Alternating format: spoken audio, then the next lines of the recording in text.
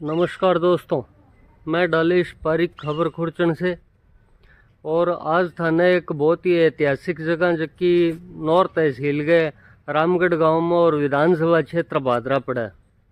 But एक बहुत ऐतिहासिक जगह है जो 1911 का महीने जबकि वो निर्माण हो और थाना दिखावा वो है गांव रामगढ़ के अंदर महाराजा गंगा सिंह जी को गेस्ट हाउस। और ये गेस्ट हाउस के पीछे एक कहानी भी है कि 1911 में जब शार्दुल सिंह जी बांगा उत्तराधिकारी बनया, शार्दुल सिंह जो बांगा लड़का वह उत्तराधिकारी बनया, तो बी टाइम भी खुशी के महीने गोगा मेडी के अंदर तो एक गेट को निर्माण करवाया गया और रामगढ़ गांव में महीना वो गेस्ट हाउस बनाया गया। देखो कितना शानदार बनाएडो है बी टाइम को। और इन अंदर जी की वास्तु है बात हम दिखावा के जिया अब मेन गेट में बढ़ गया आप पहली और बाद में कमरा के अंदर इंटर होया तो कमरा के अंदर ही अटैच लेट बाथ है, latrine bathroom.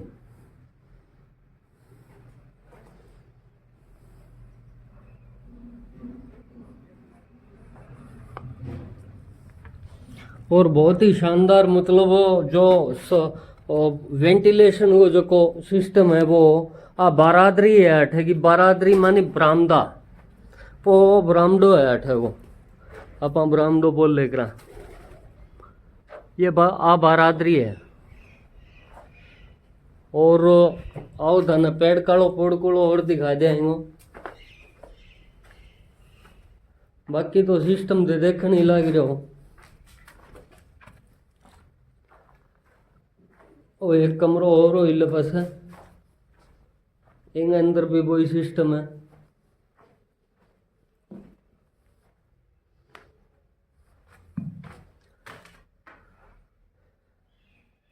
Attach late bath था दोनों कमरा में। और वो आगा बाद में 28 वो पेड़ कालो आ गयो, मतलब बिल्कुल जर्जर स्थिति के अंदर है। 1911 में जो की बिल्डिंग बन गई लगभग 110 साल 112 साल हो गया। और अब जो की असली बात है वह अब कर आप आओ बार चला और शामी को माहौल है अभी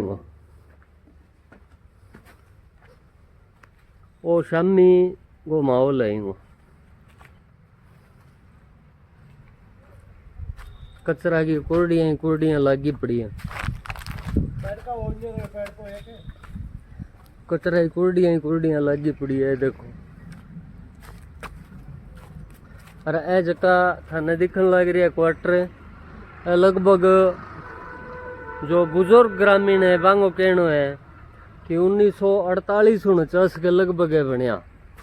और जब वो नहरी तंत्र है अपने विकसित हो भादरा क्षेत्र के महीने भी टाइम ए बनाई गया 1948-49 के अंदर, मतलब नहरी सिंचाई कॉलोनी के रूप में। अब थाने खास चीज और दिखा दो कि राजा रुके करता हठा लेकिन बांगी रसोई हठा आओ करते, रसोई आओ करते आ रही रसोई है।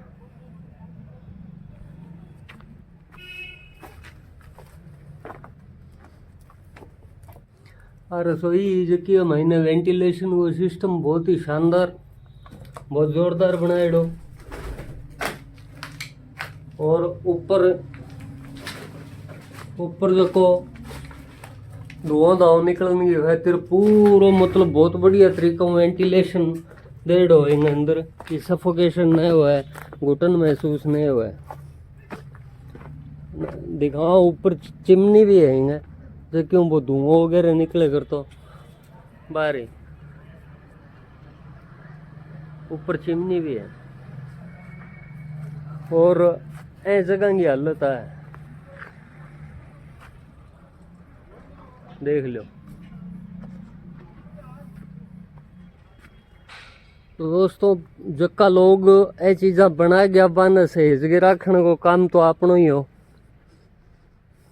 लेकिन आप वो काम को नहीं कर पाया ढंगो और हालत आकर रखी है।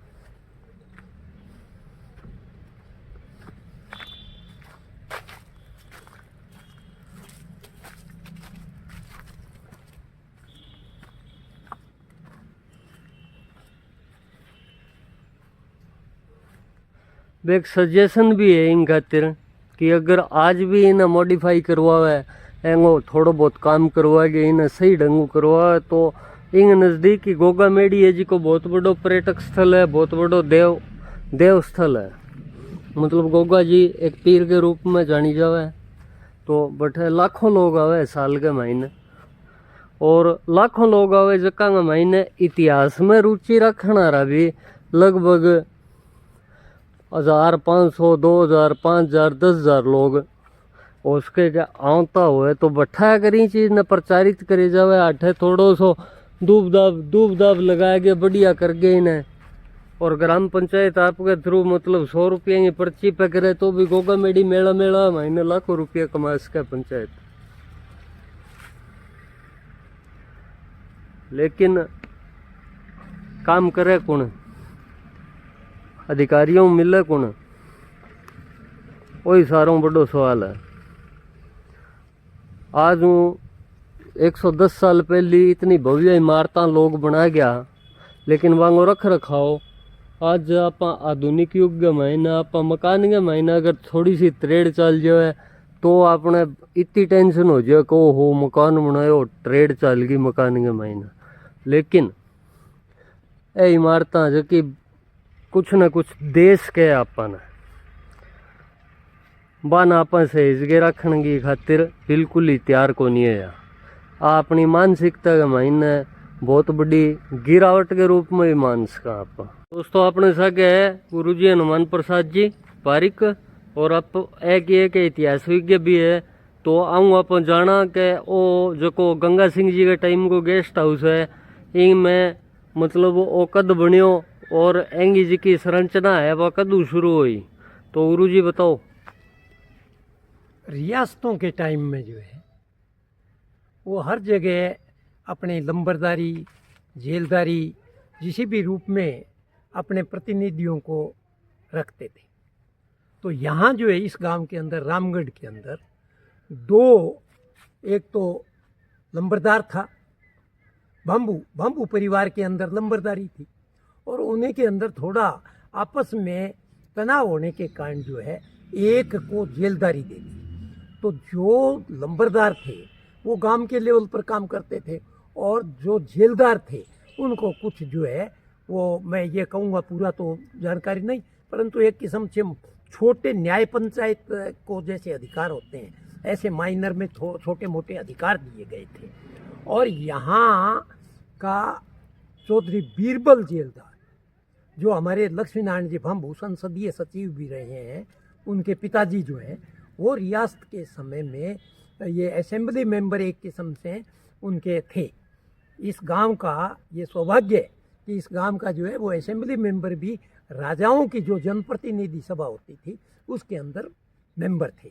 और इसी वजह से यहाँ जो है वो चाहे गंगा सिंह जी हो, उसके बाद में सादुल सिंह जी हो, वो सब आते जाते रहते थे, और यहाँ वो जन सुनवाई भी करते थे, और आसपास के जितने भी उनके जो जेलदार राय साहब या जो भी कहे उनके प्रतिनिधि हुआ करते थे उनकी मीटिंग लिया करते थे, और उनसे जो है वो अपना सहयोग वो भी ले जाते थे, जो भी वसूली करते थे वो ले जाते थे।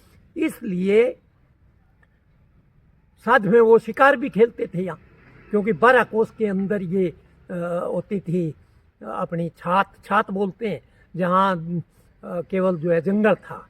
हाँ जंगल छात बोलते हैं जो कि गोचर मतलब जो फिरनी होती है उसके अंदर कोई, और यहाँ तक मान्यता थी कि उसके अंदर कोई लकड़ी नहीं तोड़ सकता, क्योंकि यहाँ गोगा मेड़ी में गोगा जारवीर के 2 गोगा जी का मंदिर है। इधर गोरख टिल्ला जो है वो गोरखनाथ जी भी यहाँ तपे हैं। तो ऐसी मान्यता थी कि हमें जो है वो उससे श्राप लग जाएगा, अभिशाप होगा, वो होगा। तो इस भय से बड़ा घना जंगल था, उसके अंदर शिकार खेलने के लिए आते थे।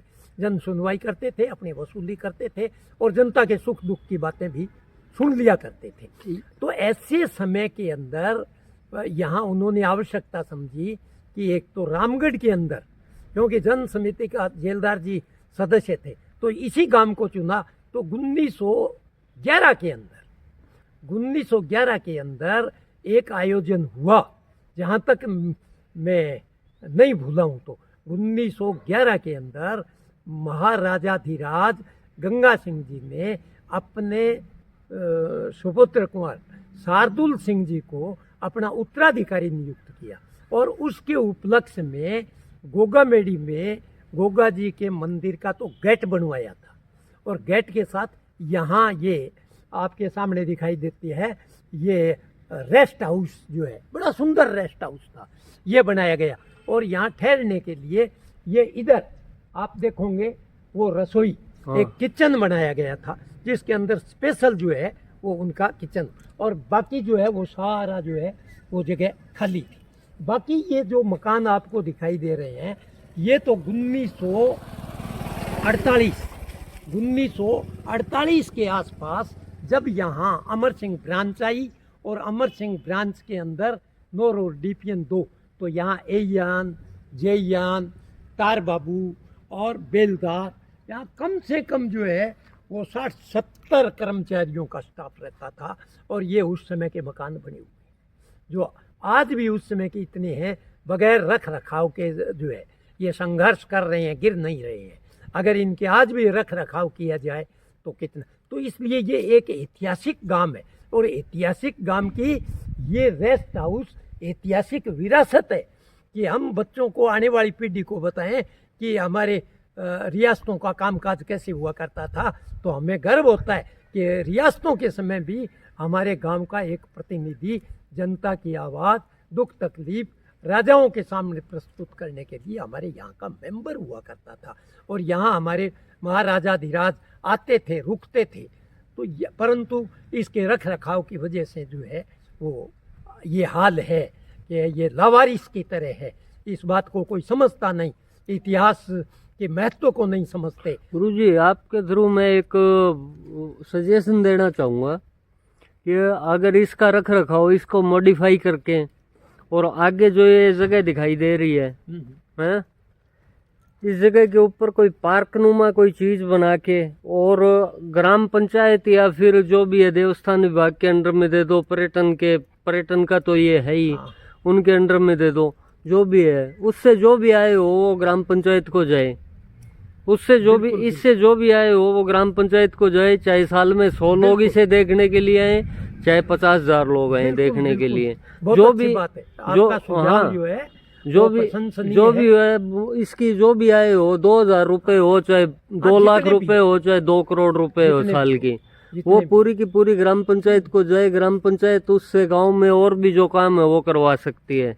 तो क्या ऐसा कुछ हो सकता है? आपका जो है वो बहुत जो सुझाव है वो प्रशंसनीय, सराहनीय और होने लायक भी है, क्योंकि ये तो अब जैसे ऐसा लग रहा है शमशान हो। हम खेला करते थे, यहाँ पर्यटक स्थल ही था ये।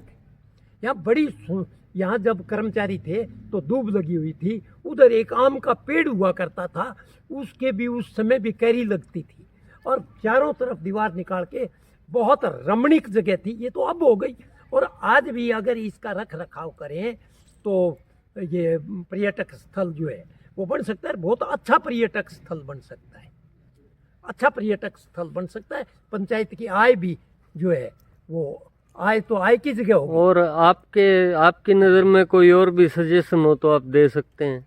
नहीं, मेरा यही है सजेशन है कि, और आपने इसके लिए पहले कोशिशें भी की थी बहुत कि इसको मॉडिफाई करवाया जाए, इसको सही किया जाए। 10 साल तक तो मैंने संघर्ष किया है। PC किशन एक ही जिला कलेक्टर ऐसा आया था जिन्होंने हमारे कहने से यहाँ देखा, और देखते ही इतने वो प्रभावित हुए कि उन्होंने कहा पटवारी को यहाँ आदेश दिया मौखिक कि आप इसका बजट बनाओ, मेरी जिम्मेवारी है।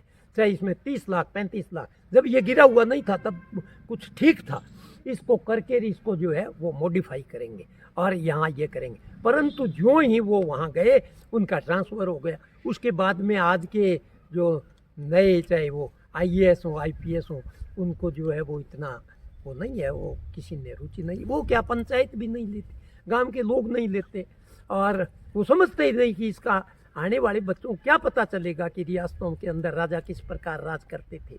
यानी गुरुजी एक चीज़ तो है कि हम हमारी संस्कृति, हमारी सभ्यता और हमारे अतीत को अगर भूल जाएंगे तो वर्तमान और भविष्य का तो कोई होगा ही नहीं। औचित्य ही नहीं है फिर। नहीं, अगर ये हम हमारे भूत को भूल जाएंगे, हमारे भूत को भूल जाएंगे तो भविष्य जो है वो अंधकार में ही होगा। फिर भविष्य जो है वो सुंदर एक भविष्य की हम कल्पना नहीं कर सकते, क्योंकि जैसा एक का है, मैं आपको इस बात में कि हमने पीछे चाहे 100 गलतियाँ की है, वो भी एक ऐतिहासिक चीज़ है, उन गलतियों को ही हम याद नहीं रखेंगे, नहीं दोहराएंगे तो हम हमारे अंदर सुधार कैसे करेंगे। जैसे एक किसी ने, मैं मजाक में कहता हूँ कि ये जो एक शायर ने कहा है कि ये ठोकरें इंसान को चलना सिखाती है। तो ये ठोकरें हैं वो पूरा, मैं अब जज्बाती होने पर उम्र ज़्यादा हो गई, भूल गए, परंतु ऐसा है कि इतिहास को याद रखना जो है आने वाली पीढ़ी के लिए ज़रूरी है। हमारी भाषा, हमारी संस्कृति, हमारा पहनावा, हमारे राग रंग, जो शौक इंजॉय के जो साधन थे वो भी हम भूल जाएंगे तो आने वाला क्या है। आज जो है वो सारा बिगड़ता जा रहा है, सौदा ही बिगड़ता जा रहा है।